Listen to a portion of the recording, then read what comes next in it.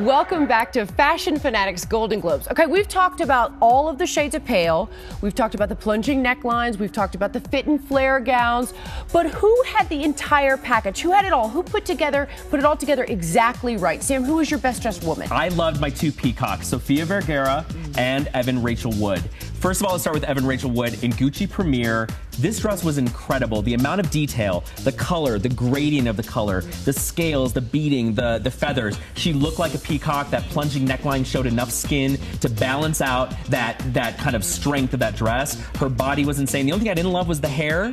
However, I just thought this dress was fresh and interesting and fashion forward and very sexy. And it was, like Alicia said, it was a risk that paid off. Definitely that paid off. And another sexy star, one of my favorites, really, just because she has so much charm and so much charisma and the body that will not quit, is Sofia Vergara in this beautiful Vera Wang peacock colored gown. If you really look at all the plissé coming down in the front, the detail in this dress, to get a dress to fit the body that well, Vera Wang is a master. I thought she looked incredible. Kim. Ryan Phillippe and Jake Gyllenhaal. Eat your hearts out.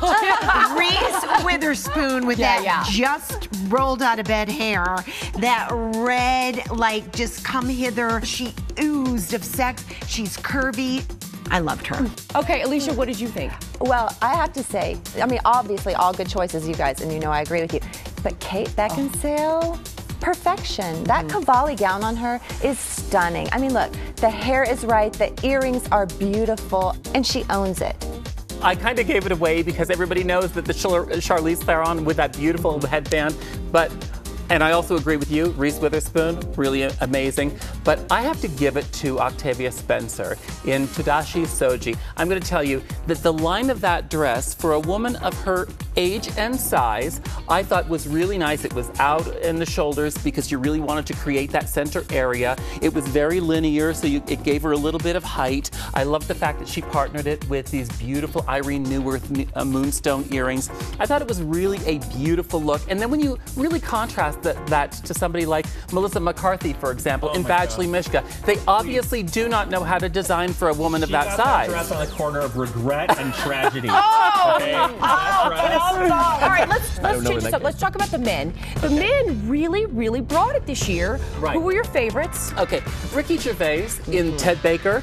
I mean, can I just say that I'm so happy that he really did that crimson tuxedo. I love the fact that he did an open neck that really was kind of like, I'm not taking this so seriously. And I thought that was a little bit of a step out of the box for him, but I also really just loved the color combination. And you did not see that on any other man. Okay, Alicia. First of all, I thought all the guys were great. It was hard for me to find somebody that wasn't. But if I'm looking for somebody that always nails it, it's going to be Leonardo. True. He owns it. Again, you know, he just is a movie star. Yes. And he's confident. His hair was great. He had a great watch on. He had some new highlights. He was sporting some new highlights. Yeah, that's the Great Gatsby. He's going very blonde. I think he's dashing. He is yummy. My pick is my future husband, Brad Pitt, in Ferragamo. He doesn't know it. That's complicated. It is.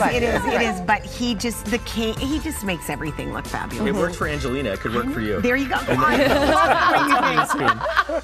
You know, I really love the two up-and-coming, dashing, handsome actors, Michael Fassbender and Bradley Cooper. I feel like they're the next generation of handsome. Bradley Cooper and Tom Ford, this guy can do no wrong. Right. And Michael Fassbender was wearing Emporio Armani, which is not a grand, dramatic label. It was midnight blue, which I liked. I think there's a sex appeal to him. There's a rawness to him. And I think that we're just seeing the beginning of his kind of style evolution on the red carpet. So I'm waiting for more of these two guys. I think they're the up-and-comers. They're the next Clooney and Pitt for me. And I do love when guys are doing a little bit, not that just black tuxedo, when they're really doing something either blues or crimson or any other color. Caring about it, Right. you know, instead of just putting on whatever their wife set out for them, Right. you know.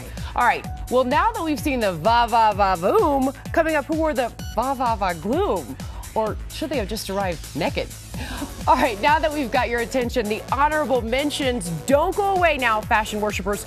We all love a good fashion disaster, and they're next.